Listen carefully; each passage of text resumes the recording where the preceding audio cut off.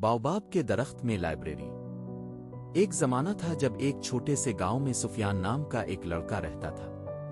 سفیان کو کتابیں پڑھنا بہت پسند تھا۔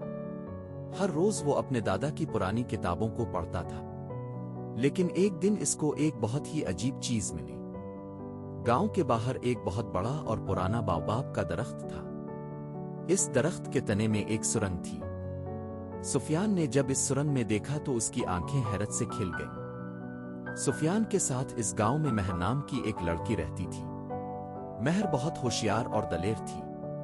وہ ہمیشہ سفیان کے ساتھ رہتی اور اس کی تمام مہم جاریوں میں شامل ہوتی تھی۔ گاؤں میں ایک اور بھی بچہ تھا جس کا نام ارحم تھا۔ ارحم بہت فضول تھا اور سب کو پریشان کرتا تھا، لیکن اپنے دل میں وہ بہت اچھا بچہ تھا۔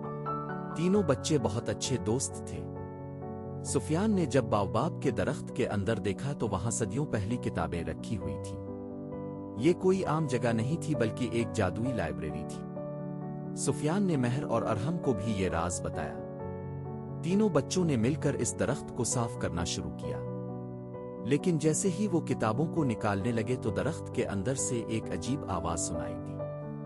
درخت کو غصہ آ گیا کیونکہ سینکڑوں سال سے یہ کتابیں محفوظ رکھی تھیں۔ تینوں بچوں کو سمجھ آ گیا کہ انہیں درخت سے اجازت مانگنی چاہیے۔ سفیان نے درخت سے بہت احترام سے بات کی۔ اس نے کہا کہ وہ ان کتابوں کو لوگوں تک پہنچائیں گے تاکہ ہزاروں بچے ان سے سیکھ سکیں۔ مہر اور ارحم نے بھی درخت سے عہد کیا کہ وہ ہر کتاب کی قدر کریں گے۔